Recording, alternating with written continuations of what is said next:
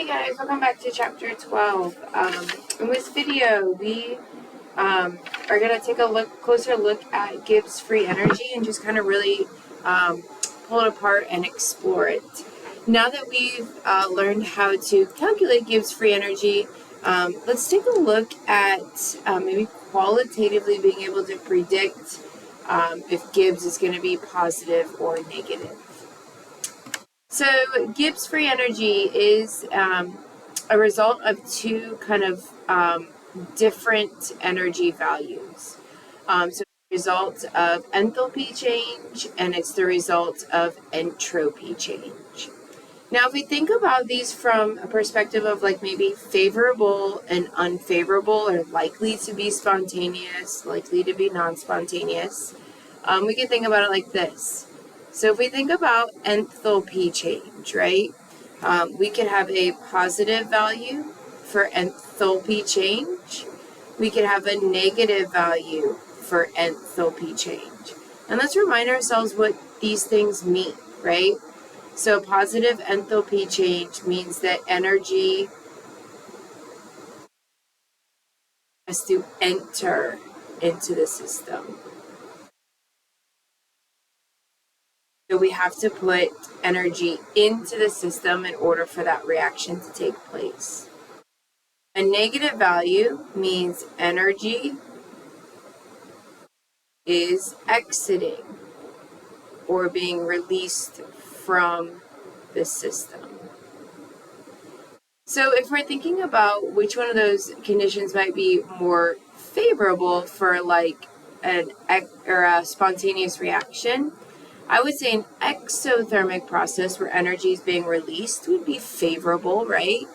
And an endothermic process where energy has to enter into the system, that would be less favorable for a spontaneous reaction, right?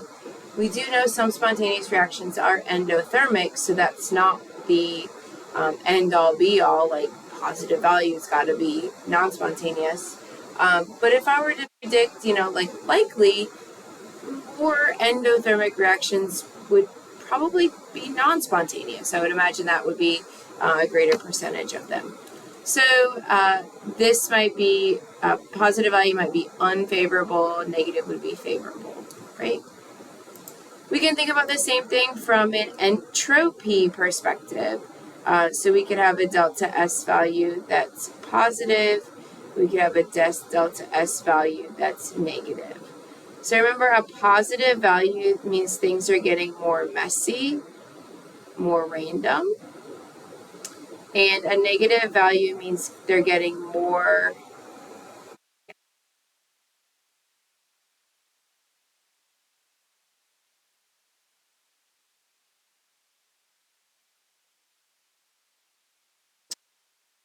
So again, from a spontaneous, favorable, unfavorable position, something that's getting more messy, that tends to just spontaneously happen, right? That happens on its own. We don't really need a lot of outside influence. And something that's getting more organized tends to be non-spontaneous, or we have to put work into making that happen. We have to continually put something in to organize a system. So again, if we think about it from a favorable, unfavorable perspective, a positive value here might be more favorable, more likely to be spontaneous. And while this isn't, again, a end-all be-all, typically a negative value means that we'd have to put work in. It's probably not going to, likely that it's going to be spontaneous. So just kind of thinking about what enthalpy means, what entropy means, we're going to talk our way through 4 different scenarios. Those 4 different scenarios have to do with, positive, negative, positive, negative. So the first scenario we're going to talk our way through is when enthalpy is a negative value and entropy is a positive value. So enthalpy being negative means that is exothermic. Energy is exiting the system, so we don't have to put energy into it. We're actually getting significant energy out. And when delta S is positive, that's where we see things are getting more messy, right? Again, we don't have to put energy into making that happen. That just happens on its own. So when we look at this scenario where we have an exothermic reaction and a reaction that's getting more messy, this is going to be spontaneous at all temperatures. So no matter what values we put in there, it will always be spontaneous. It will always result in a negative delta G. Now let's put some numbers to this to kind of prove this to ourselves. So this value is going to be a negative value. Then we're going to subtract it from a positive value. So remember, temperature has to be in Kelvin. That's always going to be positive. And in this scenario, delta S is always going to be positive.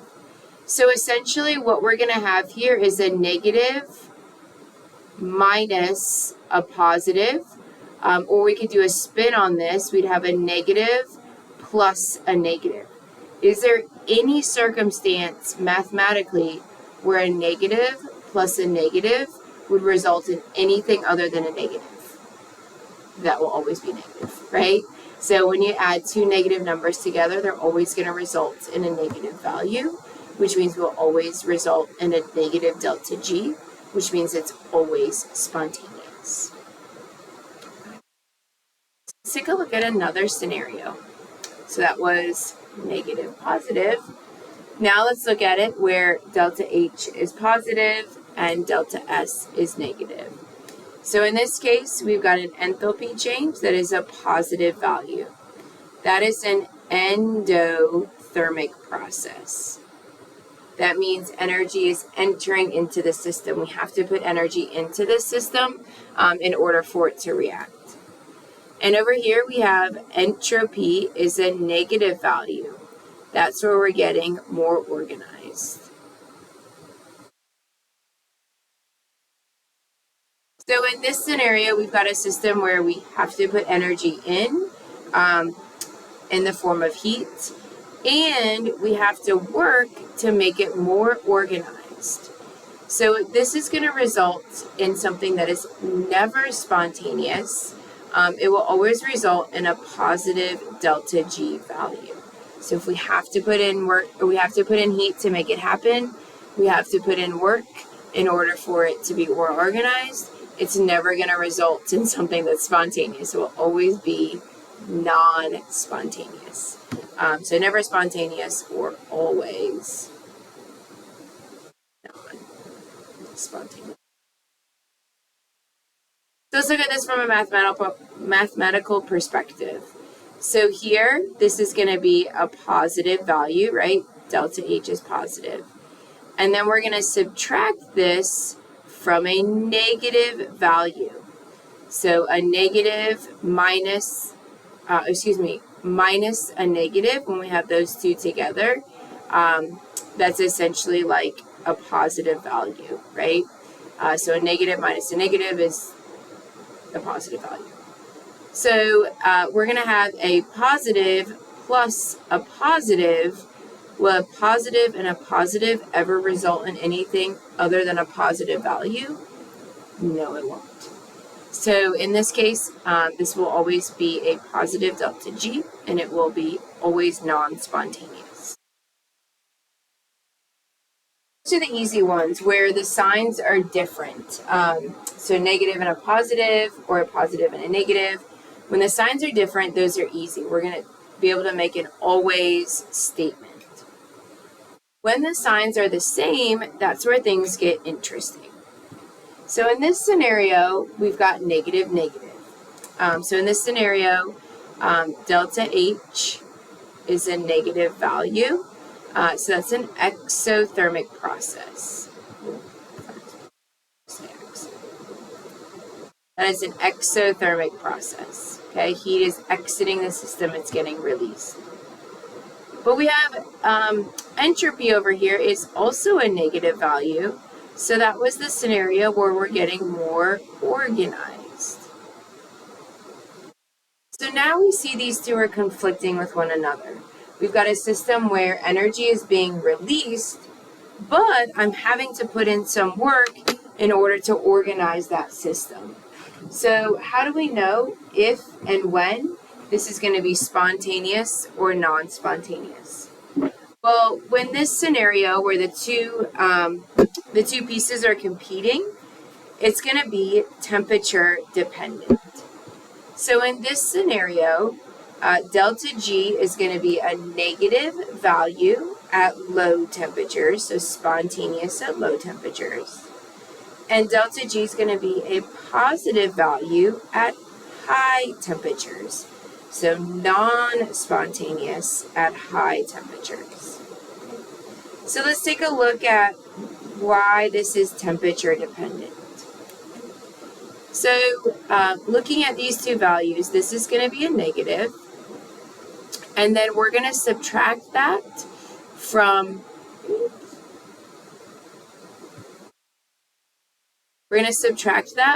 a negative value. So again, when we do this, minus a negative, so minus a negative will result in essentially addition, so a positive over here. So when we are at low temperatures, what we'll find is this number would be a small number. This one would be a big number. So we have a big negative, a small positive. That's going to result in a negative delta G, or spontaneous. So for example, it might be negative 100 plus 10. That results in a negative 90, right? So it's going to be a scenario where we'd have a spontaneous reaction. Now, what about at high temperatures? Well, if this T value, this temperature is a very high number, that's going to make this portion the big number and this portion the small number. So we'd have a negative plus a big positive. That would result in a positive value for delta G. So if we spin it, maybe this one is negative 10. Now it's, well, let's stick with 100. This is negative 100, but now because this temperature is high, we're adding it to 200. So that results in a positive value. Okay. So when the signs are the same, it's temperature dependent. In this scenario, the negative scenario, we are low temperatures spontaneous, high temperatures non-spontaneous. Last scenario here, again, the signs are the same, positive, positive. So we've got delta H is positive. That's an endothermic process. We have to put energy in. And then we've got delta S is also positive. So that's the scenario where we're getting more messy. So in this scenario, we have to put energy into the system, but we are not having to do anything because it's just automatically getting messier. So that's kind of like a release of energy. It's getting messier on its own. So again, we've got this favorable, unfavorable kind of at duel with each other, okay? So in this scenario, it's again going to be temperature dependent, but it's the opposite dependence. At low temperatures, delta G is going to be positive or non-spontaneous. At high temperatures, delta G is going to be spontaneous.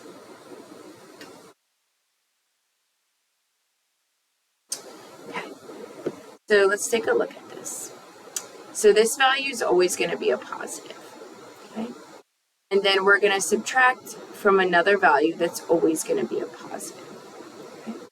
So when we have low temperatures, this is the small number, this is the big number. So big minus small is going to result in a positive value.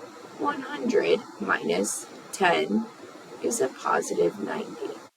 So at low temperatures, we would have a positive delta G. at high temperatures, this number is going to become the big number, and this one will be small. So with that temperature value being a bigger number, that's going to cause this portion to be larger. So again, this may be 100 minus, but now with a high temperature, this is now 200. So small minus big gives us a negative value for delta G. So here's just a summary of these 4 scenarios. It's just a fun little kind of mind game, mind bend to think about. And it's also going to give you a complete understanding of this idea of Gibbs free energy. The one thing that we haven't talked about was what defines a high temperature, what defines a low temperature. And so what we're going to do in the next video is we're going to calculate that temperature at which it changes, like what constitutes low, what constitutes high. Well, that's dependent on what reaction we're dealing with. So that's what we're going to do in the next video, is define what high and low means for a given reaction. I hope you guys found this helpful.